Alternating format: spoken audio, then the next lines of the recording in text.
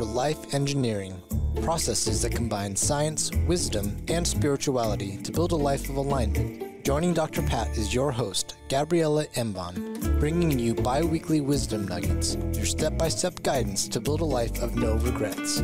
Stay tuned as they uncover powerful processes for you to realize your true potential. Are you ready for some magic wisdom? Life engineering starts now.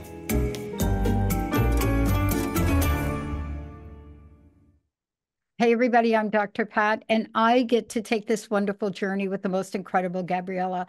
We are going to get right at it. And this is one of the most powerful conversations to date on the series you're doing on Yes, the spirituality of Yes. And there's a lot to unpack here, but I have to tell you, in the recent weeks, I've gotten a real dose of how important this is and the difference between quantum leaping and quantum sleeping. So take us on the, you know what I'm saying, right? Right? I laugh because it's the best way to approach it without sarcasm, but yes.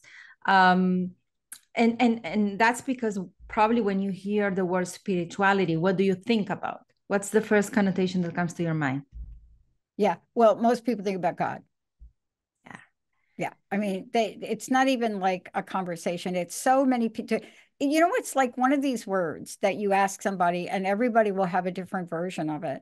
That's right. But very rarely do you put the word spirituality and yes together. That's right. So today we're going to do our best to explain how we view this spirituality of yes. We're going to start by really going into two different models that have done such a great job explaining how the spiritual world and the physical world actually intertwine and work with us as human beings and spiritual beings at the same time. Because of course, the first aspect of spirituality is understanding that there is more than our eyes can see and our ears can hear and our sense can perceive. And I am pretty sure that most of our listeners don't need much convincing on that. Yeah. But I've studied Theta Healing extensively. I'm an instructor and I study Kabbalah as well as a beginner. And I find it fascinating to see the parallels of both. So we're going to dive into these two different models that describe the process of creation from the infinite divine light, from that spiritual world, to the very material, finite universe. And both offer a framework to understand how does it work. What is that spiritual hierarchy and structure of existence? Okay, because both do actually a great job at explaining it, how that energy descends and manifests in the physical world. And it is important to understand this so we can get into the spirituality of yes. And there's great parallel. We're going to talk about the parallel between the two models. So again, thank you. Yeah, go ahead. Thank you for this, because a lot of times when you break it down the way you're going to break it down today, people will realize that spirituality, as you just described it, we can almost always in time point to actions that we look at with, how do you want to call them? Spiritual masters? I don't know what to say about them. But these people that we revere, they are not even the Dalai Lama just sits in the mountains of Tibet, right? Or just sits anywhere. So I just want to be clear that the process you're taking us through, especially because you mentioned Theta Healing, OMG. So are you going to help us understand when we put spirituality of yes together, they're both the invisible that can turn out to be the visible? That's right. Let's introduce both models. So well said. Let's introduce both models so we understand what we're talking about, and then we'll dive deeper from there. Okay, so in the Kabbalah model, there are 4 worlds that are described. And these worlds describe the levels of creation and existence. In Theta Healing model, there are 7 planes of existence that explain, again, the process of creation and existence. So let's start with the highest level. In Kabbalah, the highest world is called Atzilut. okay? Which is the world of divine unity. This is where divine unity is complete and the Creator's presence is fully manifested.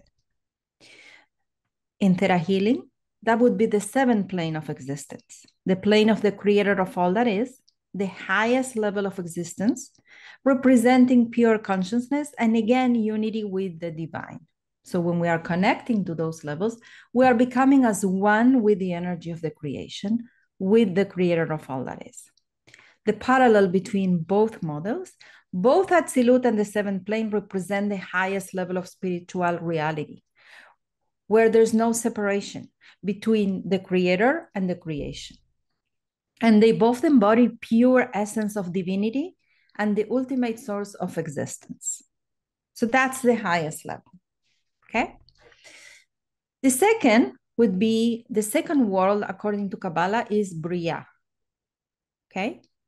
That second world is the world of creation, where distinct entities begin to form, but still within a highly spiritual realm.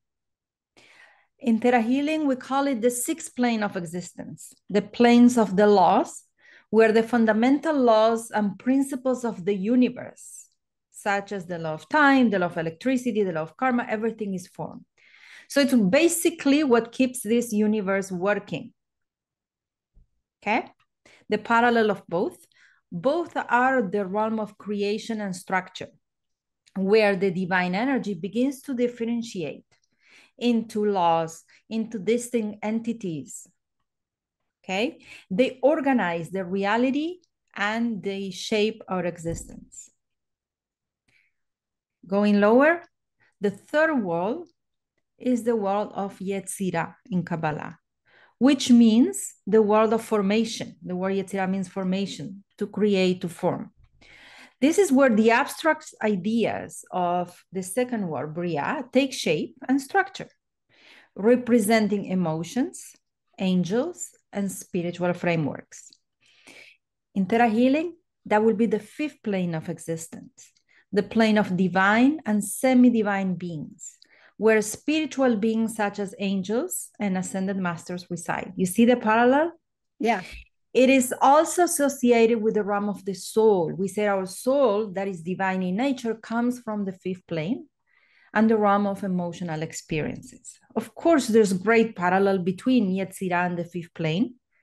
They both deal with formation and emotions, where spiritual energy begins to take a more defined form to define souls, and where emotions and spiritual beings play a significant role in shaping the reality. Yeah. You know what I love about this so far?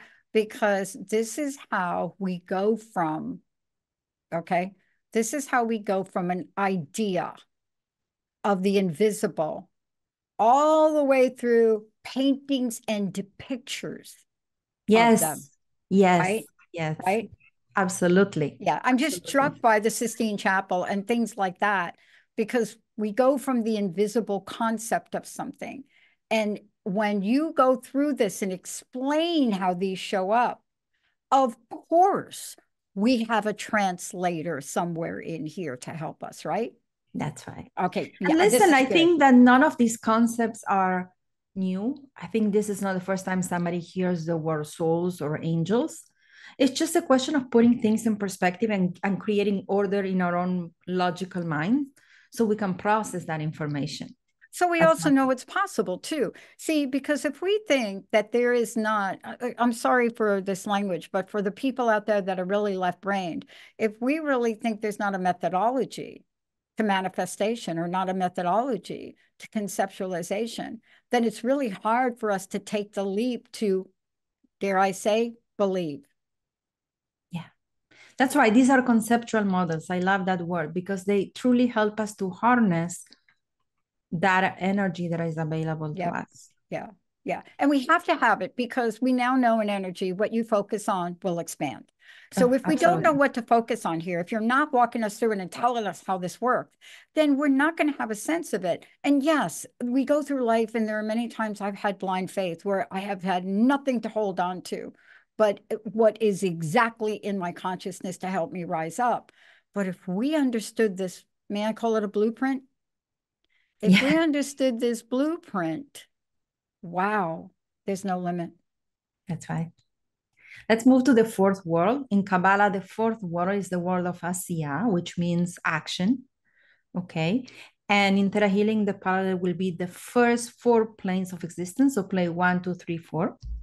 So the world of action, Asiya, is the physical realm where spiritual concepts get manifested as physical forms and actions. While in Theta Healing, that will be plane 1, which is the anorganic material, the minerals, the earth. Plane 2, which is the plants, the microorganisms, the flowers, the trees, the vitamins.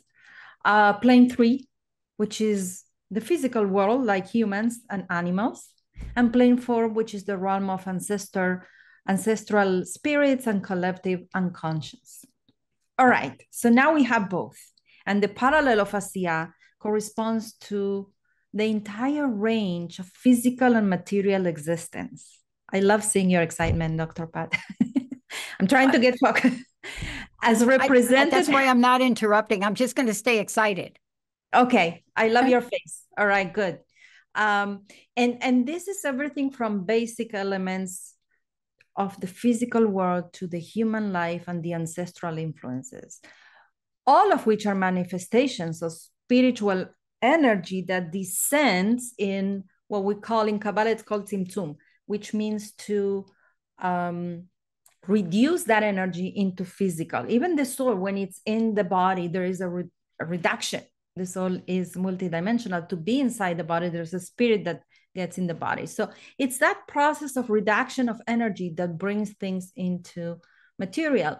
And both models provide a framework for understanding this process of dissension, of Tzimtzum, of putting everything, reducing that energy into a physical manifestation. Yeah. Okay, I want to ask you a question because I want to show people, and you tell me if this is how this works. So when you see my backdrop, you see a number of different things. I was asked about it the other day, so I'm going to keep this really brief. And somebody said to me, is that like an owl peeking through the plant over there? And you could barely see it, right? It's a gold owl on the wall. Now, I don't think anybody looks at my background. I know what I put in my background. So they started to ask me about it. And what you just described is the process by which I decided to put those things up. I don't have a framework. So please help me and help our listeners. So what do I have up on the wall? I have a gold owl. Why? My first vision quest, I was given, out of all the feathers in the desert, an owl feather. What does that come to mean to me since 1997? On the bottom, I was given, I spent a lot of time in the Asian cultures. There's a meaning of that, and it's joy. On the top, there's another image in a black frame, and on the other side is my diploma, and surrounded by plants in Kuan Yin. So all the planes of existence, including that's the what owl I'm that trying to probably say. is your totem animal from the 4th plane of existence. Yeah. So we do this, and this is, Gabrielle, what I was so excited about. What you're bringing to us is a level of aware of a process we already do, but may not know it. And if we knew how to use this process, then what would happen? We may manifest things that we really want and not manifest things we. Absolutely. Am I oversimplifying it? I'm sorry. No, look, I don't think it has to be complicated, because when people hear spiritual, they think of higher levels. But I want to challenge that idea, because how do we say yes? What's the real meaning of the spirituality of yes? How do we say yes to divine guidance? How do we say yes to spiritually speaking? The answer is through actions. It is through the world of Asiya, the world of action, the physical realm, where spiritual concepts actually manifest as physical forms and actions. It is through that action that we can actually receive guidance and experience trust in divine and experience divine providence. You cannot experience trust and divine providence if you're not taking action. And I'll give you a very simple example. So I finished writing my book, And yes, and the experience of writing the book was, I don't even know what words to use, but I felt the divine guidance along the way all the time. Almost, Yeah. I cannot even, I think this is where I felt it the most. I felt the words flowing through me. I felt the examples were given to me. I felt the design was given to me. I felt the presence, the energy of divine throughout the entire process. I enjoy writing this book so much that when I finished, I almost felt sad that it's done. That's how wonderful and effortless this felt. But had I not started working on the book, but having it as an idea, I wouldn't be able to feel that divine guidance. The guidance was so magnificent that it was humbling. That's the right word. It was humbling when you experience that level of guidance or that level of divine in guidance or providence. Yeah. So only when I started writing the book, I actually experienced it. Yeah. It is through our actions that we say yes to divine.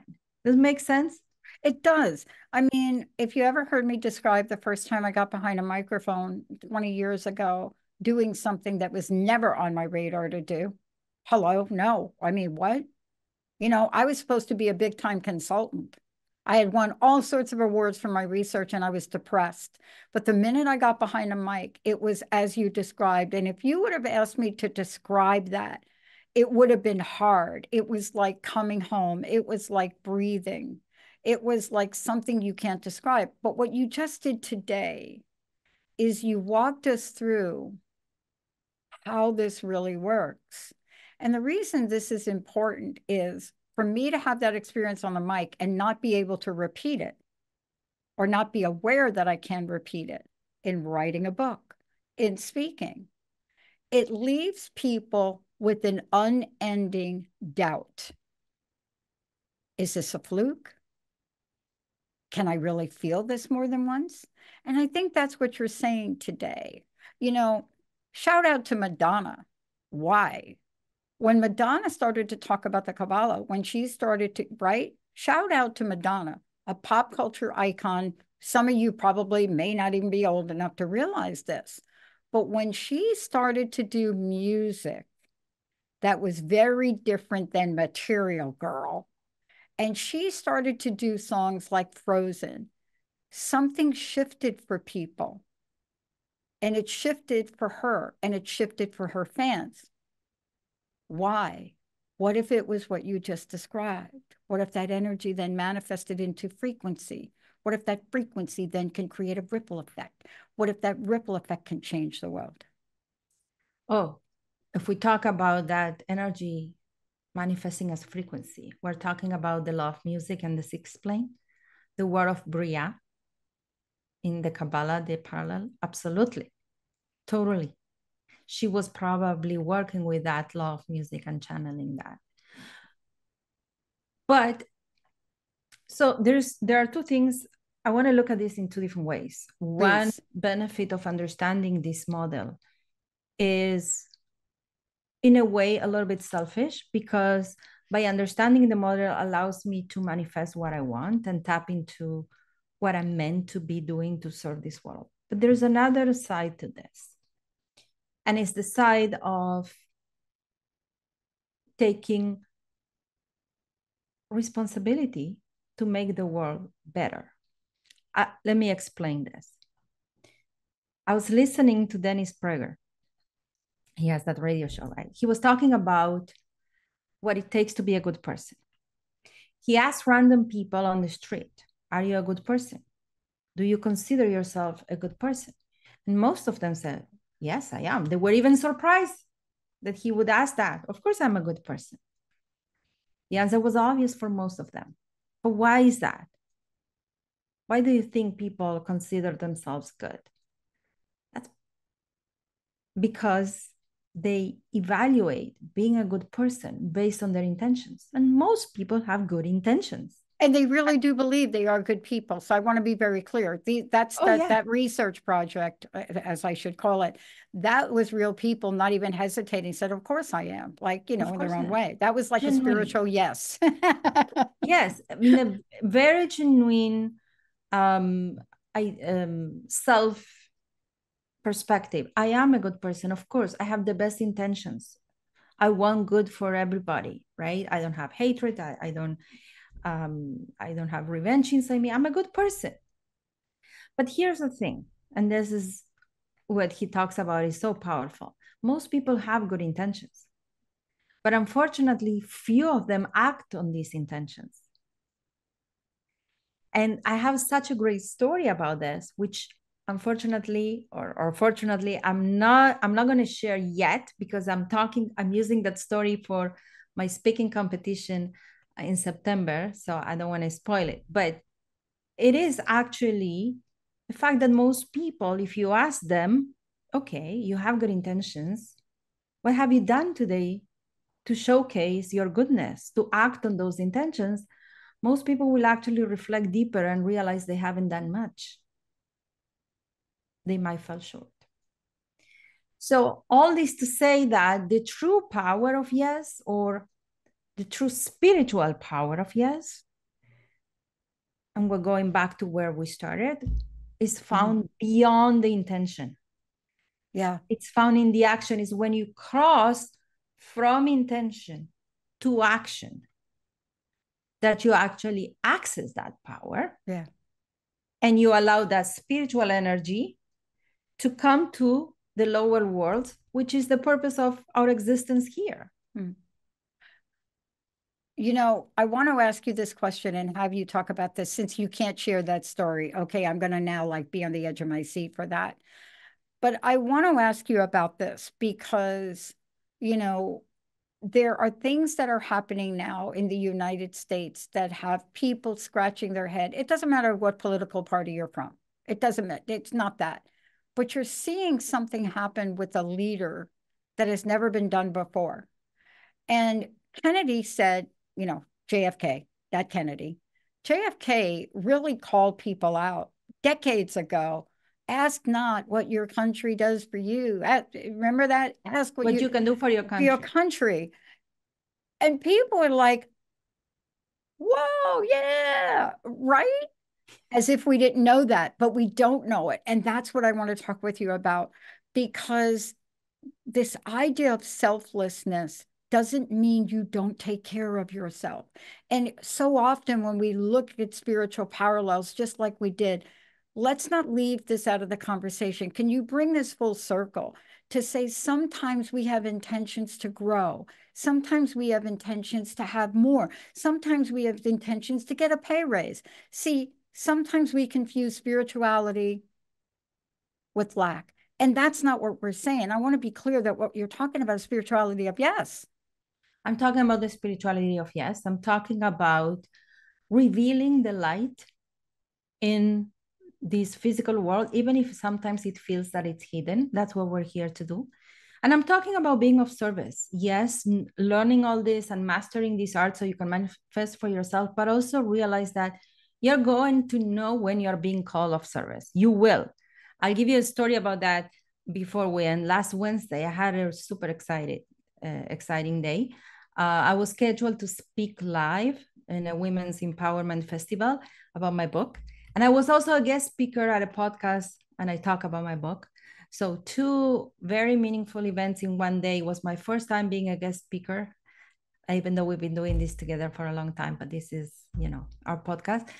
So I was very nervous in a good way, excited and self-conscious. And the first talk was scheduled for 11:30. And I was happy to have the morning to prepare mentally. I said, I'm going to rehearse, I'm going to prepare, I'm going to meditate. And in fact, I left the morning free just so I have time before 11:30. And the night before, I got a WhatsApp message from a person that I never met before saying I was recommended by this person. And I remember that person. And I'm contacting you because I need help with employment. I have 2 job interviews tomorrow. And if you could see me tomorrow morning, I would truly appreciate it. And this was like at 8 p.m. I don't know what made me take that WhatsApp message. And without thinking, I said, I will see you at 9 a.m. Afterwards, my brain regretted it and says, but why? Why? You said you want the morning to prepare. Why did you take on that client? Why did you say yes and didn't think about yourself?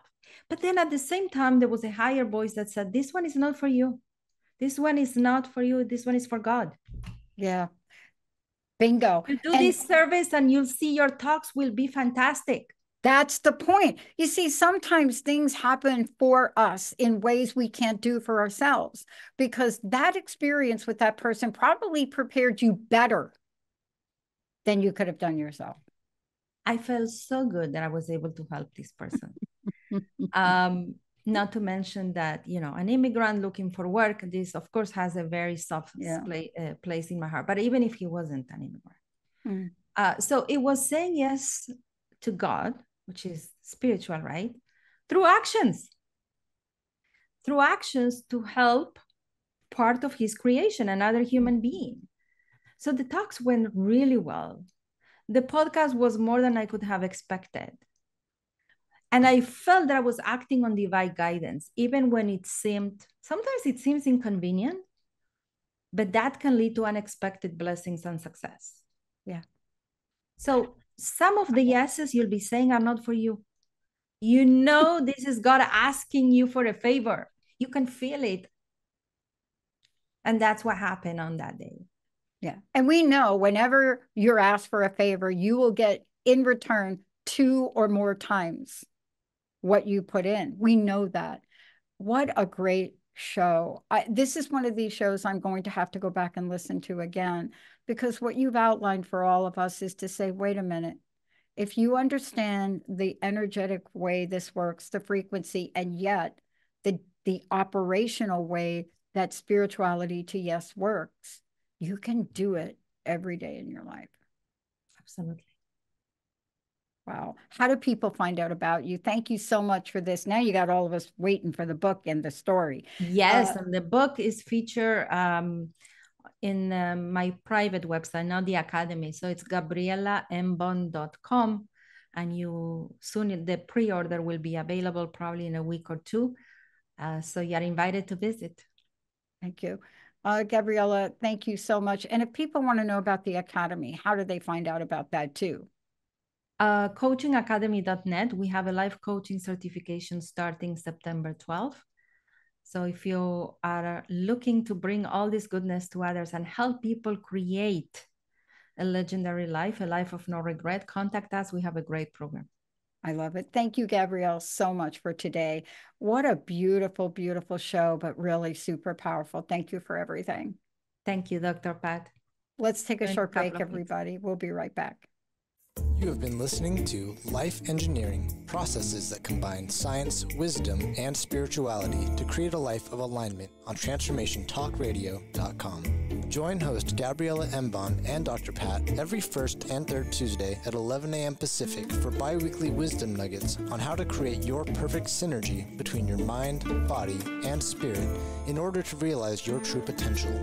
For more information, visit Gabriela at coachingacademy.net.